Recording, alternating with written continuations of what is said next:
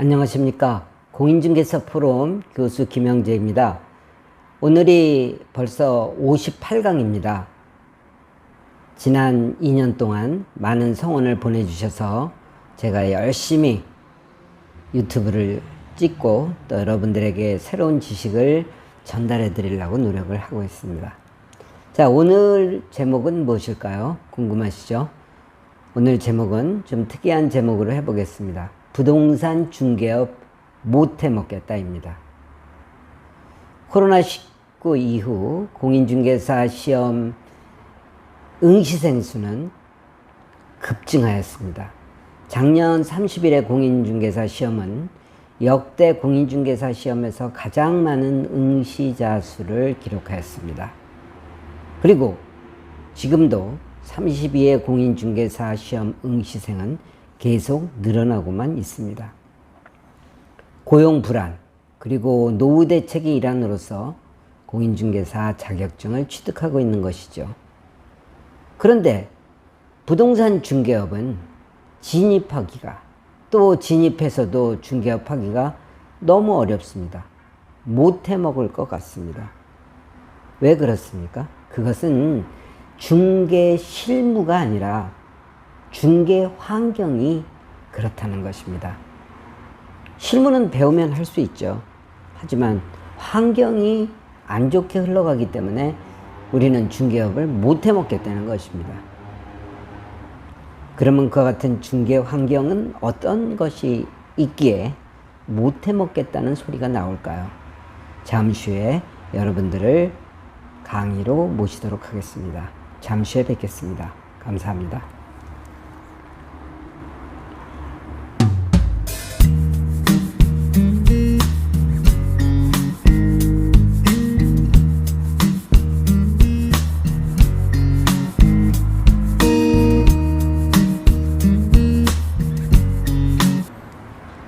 안녕하십니까. 공인중개사 포럼 교수 김영재입니다. 오늘 58강 제목은 부동산 중개업 못해 먹겠다입니다. 부동산 중개업은 시작에 어려움이 있는 것이 아니라 중개 환경이 좋지 않다는 것입니다. 아무리 많은 중개사가 배출돼도 환경이 안 좋으면 어려움이 있을 수밖에 없습니다. 그렇다면 그와 같은 중개 환경이 안 좋은 것을 저는 6가지로 한번 분류해 봤습니다. 첫 번째는 공인중개사 수급 조절이 안 되고 있다는 것입니다. 합격생 수라는 측면에서, 그리고 공인중개사 수, 개업 공인중개사라는 숫자에서 조절이 안 된다는 것입니다. 1회부터 31회까지 36년간 45만 명의 합격생이 배출되었습니다. 또 올해 32회 공인중개사도 10월이면 또 2, 3만 명 또 배출이 되겠죠. 그런데 45만 명 중에서 11만 명은 이미 개업을 하고 있습니다. 그리고 정확한 인원이 파악이 안 되고 있는 실정이지만 소속이나 중개보전 숫자도 4, 5만 명에 이를 것으로 추산됩니다. 적어도 5만 명 이상의 중개업자들이 바로 중개업소에서 소속이나 중개보전으로 근무하고 있는 것입니다. 그렇다면 45만 명 중에서 15만 명 이상이 근무를 하고 있다고 치면 아직도 많은 사람들이 중개업을 하려고 대기 중에 있는 것입니다. 다시 말해서 무한 경쟁 시대입니다. 그러다 보니 매년 16,000개, 17,000개가 폐업할 수밖에 없고 거의 14, 15% 정도가 폐업을 하고 있는 실정입니다. 이것은 앞으로도 조절이 안 될 겁니다. 실업대책으로서 정부는 생각하고 있으니까요. 그리고 중개업소를 어떻게 차리는 자영업자 수를 임의로 정부에서 줄일 수 있겠습니까? 이런 환경이 무한 경쟁으로 가는 우리 중개사들을 괴롭힙니다. 두 번째, 중개 수수료가 비싸다는 인식이 국민 사이에 팽배해 있습니다. 종이 한 장 써주고 무슨 중개수수료를 수십만, 수백만, 수천만 원을 받느냐, 이런 인식이 돼 있다는 것입니다. 그러나 우리 입장은 틀리죠. 중개계약을 성사시키려면 상담을 하고 브리핑을 하고 현장 임장을 같이 가고 가격 조정하고 수많은 밀당 속에서 우리가 계약을 성사시키는 겁니다. 더구나 계약이 뭐 추진한다고 해서 다 성사되는 게 아니잖아요. 그러면은 그 많은 노력 속에서 성사돼서 종이 한 장 쓰는 그 수수료가 얼마나 값진 것이겠습니까? 그리고 충분한 보상을 받아야 되는 상황이죠. 그러나 많은 국민들은 그렇게 생각 안 합니다. 또 여론도 역시 마찬가지입니다. 그러다 보니 국민권익위원회가 7월 달에 이제 새로운 하향 조정된 중개수수료 개편안을 내놓습니다. 그래 더하여 이제 중개수수료가 비싸다는 국민의 여론을 뒤로 하고 바로 한쪽에서만 50%, 매도자 50%, 매수자 50%, 매도자 안 받고 매수자만 50%, 또 매도자, 매수자 동일하게 100만 원만 받는 이런 업소들이, 중개법인들이 생겨납니다. 그리고 임대차에 있어서도 임대인한테는 안 받고 임차인한테만 받는 그런 업소들도, 법인들도 생겨납니다. 이와 같은 것은 막을 길이 없습니다. 물론 소위 회원제라고 하는 그룹들이 그러한 비회원들의 멋대로 하는 행동을 윤리적으로는 지탄할 수 있을지 모르지만 그것을 통제할 방법이 없습니다. 왜냐하면 국민은 그걸 원하니까요. 의뢰인은 그걸 원하니까요. 너무 비싸다고 생각하니까. 정말 중개업 못해 먹을 것 같습니다. 세 번째는 대형기업의 중개업의 진출입니다. 대형기업은 중개업에 그동안 진출을 안 해왔습니다. 왜냐하면 골목 상권을 침해한다는 의미로 받아들였기 때문에 시도는 했지만 실제로 중개업에 진출하진 않았습니다. 그래서 그나마 중형의 중개법인들, 강남에 가면 한 20명에서 200명 정도의 규모의 중개법인들이 그래도 중개업소, 소규모의 중개업소보다는 각 분야별로 일을 해왔습니다. 뭐 예를 들면 빌딩 담당, 상가 담당, 토지 담당 뭐 이런 식으로 해서 일을 해왔던 것이죠. 그런데 요번에 직방이라는 대형 기업에서 중개업계 진출을 선포했습니다. 이것은 비단 직방만이 아니고 향후에 대형 기업이 진출할 수 있는 신호탄이라고 할 수 있습니다. 자기네들 나름대로의 특수한 촬영 기법을 사용해서 자기네 물건을 촬영해서 그것을 중개업자와 공유하면서 중개업자들에게는 수수료의 반을 받겠다는 생각입니다. 사실 중개업자들을 휘하에 두고 마음대로 조정하겠다는 뜻이죠. 매물이 있으니까. 그렇지 않습니까?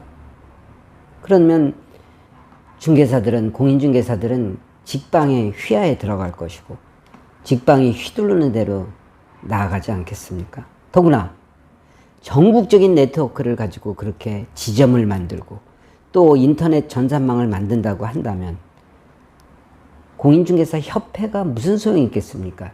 자기 스스로가 직방의 공인중개사 협회가 되는 것입니다. 이러한 일들이 향후에 대형 기업이 진출하면서 상당히 심각해질 우려가 있습니다. 직방은 이와 같은 골목 상권의 침해라는 것을 무시하고 중개업계에 진출합니다. 중개업계를 도와주는 것처럼 하지만 결국은 자기네들의 입속을 차리는 것입니다. 중개업계를 무너뜨리는 행위입니다. 정말 못해 먹을 것 같습니다.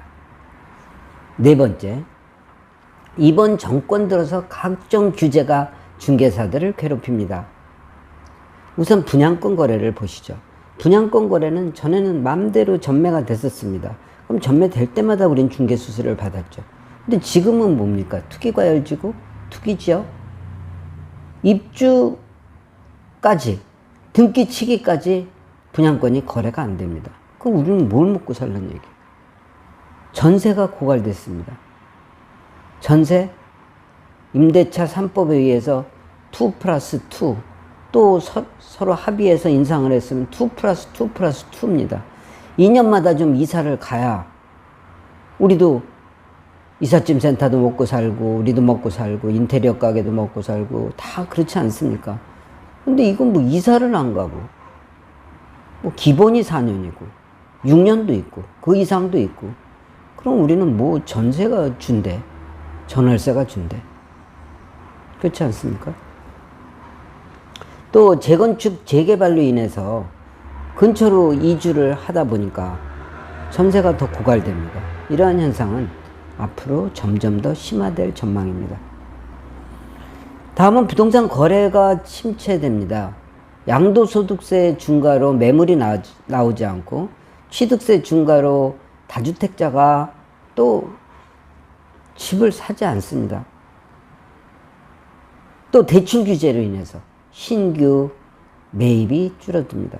이렇다 보니 부동산 매매가 아주 거래 절벽일 수밖에 없습니다. 또 최근에 재건축 재개발 규제가 발표됐죠. 재건축은 어떻습니까? 조합 설립까지 중개를 할 수 있었습니다. 안전진단서부터 뭐 예비 추진위원회, 뭐 사업 시행, 조합 설립, 뭐 이런 단계들을 통해서 우리가 중개를 오래오래 할 수 있었죠. 뭐 5년이고 10년이고 중개를 할 수 있었습니다. 근데 이제 안전진단만 받으면 안 된다?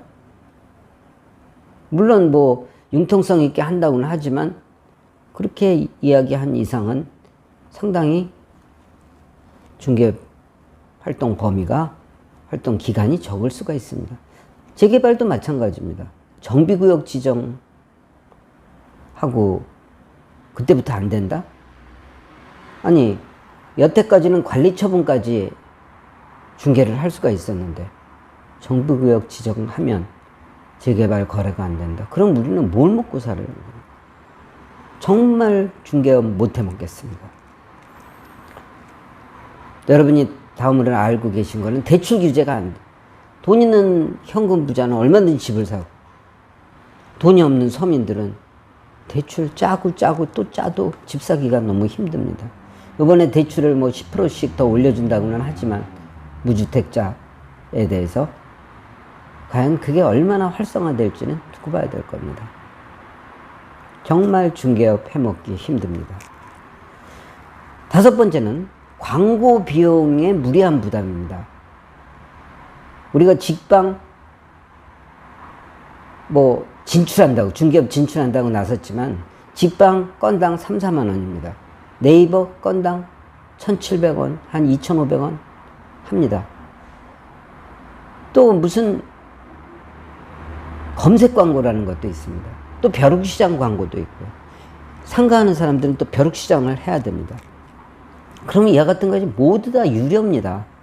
그러면은 처음 시작하는 중개업소가 100만 원, 200만 원을 기본으로 광고비로 드려야 된다면 얼마나 부담이겠습니까? 집에 100만 원, 200만 원 갖고 가도 뭐 큰 돈도 아닐 텐데. 그렇지 않습니까?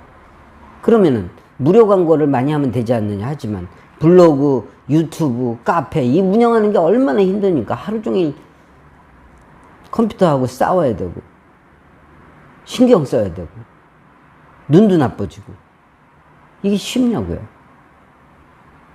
그러면은 무료 광고 하기 싫은 사람은 유료 광고를 해야 되는데 시간도 안 나고 정말 중개업 못해 먹을 지경입니다. 마지막으로 여섯 번째는 부동산 가격이 너무 올라서 매도자와 매수자가 줄다리기가 심합니다. 정말 매도자, 매수자 줄다리기가 힘들죠. 누구나 다 인정하는 겁니다. 가격이 너무 올라서 집 팔고 딴 데 갈 수가 없어요.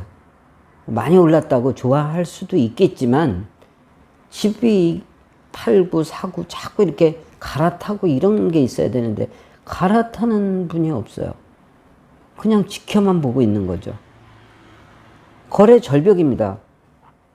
또 매도자는 만약에 팔게 되면 더 가격이 올란 다음에 팔 생각으로 그냥 지켜보고 있고, 매수자는 좀 너무 올랐으니까 떨어지지 않겠나 하고 좀 지켜보고 있고, 지켜만 보고 있습니다.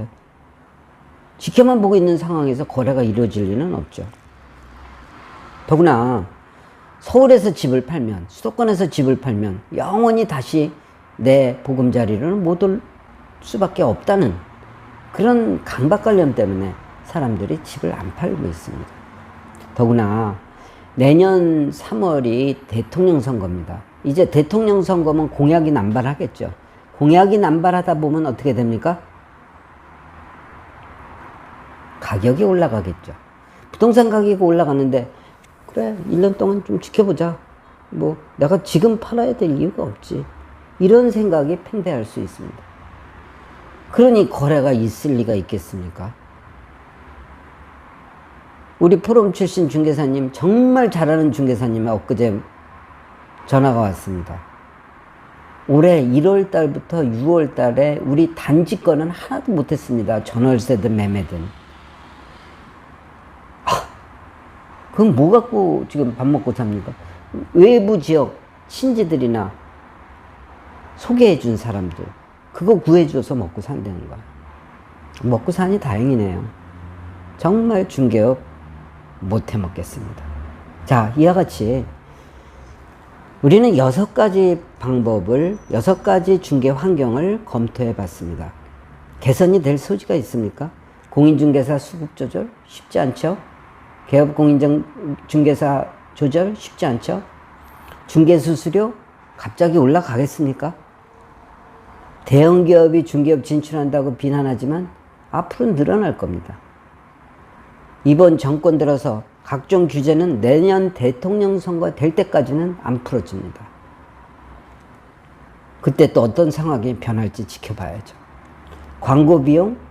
기업들이 광고비 늘려서 지네 돈 버는 게 목적인데 우리들 망하거나 우리 적자 나는 거 신경 씁니까? 부동산 가격이 너무 올랐다? 폭락하길 기다리겠죠? 폭락 안 합니다. 부동산은 잠깐 떨어졌다 또 올라가고 떨어졌다 올라가고 수십 년 동안 그랬지 않습니까? 그렇다면 우리는 뭐 먹고 삽니까? 정말 부동산 중개업 못 해먹겠습니다. 오늘은 여기까지입니다. 다음 시간에는 조금 더 유익한 강의로 여러분들을 모시도록 하겠습니다. 오늘 끝까지 경청해 주셔서 감사합니다. 안녕히 계십시오. 건강하시고 하시는 일마다 성공하시기 바랍니다. 감사합니다.